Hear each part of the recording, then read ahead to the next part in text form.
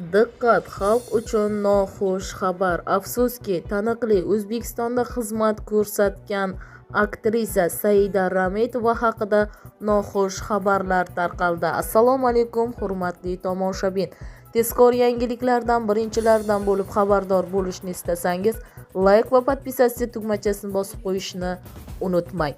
Yil sayin saraton kasalligi bilan og'riganlar soni ortib bormoqda. Shunga qaramay, saraton mutlaqo davosiz dard emas. Uni erta aniqlash, oldini olish va samarali davolash usullari mavjud. So'nggi yillarda O'zbekistondagi ayrim aktrisalar ham mazkur tashxisni boshidan kechirgan. Saida Rametova begona yurtda qolib ketmaslikni, tezroq oilam bag'riga qaytishni istardim, deydi.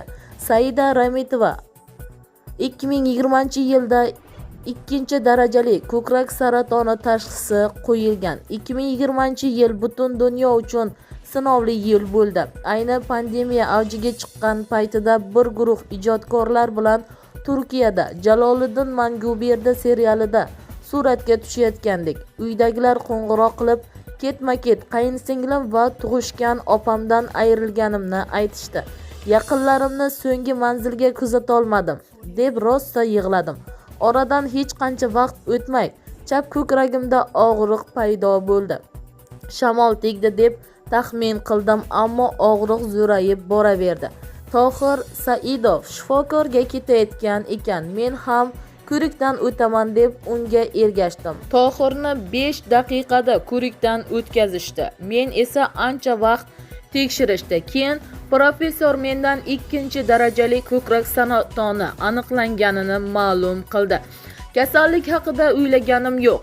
Faqat begona yurtda qolib ketmaslikni, tezroq oilam bag'rida qaytishni istadim. Xayriyatki, bir necha kunlardan keyin Toshkentga charter reys bilan samolyot uchadigan bo'ldi. O'zbekistonga qaytib muolajalar oldim. Shu kungacha bir necha marta kimyoterapiya, undan keyin nur oldim. Ahvolim ancha yaxshilandi, deydi aktrisa.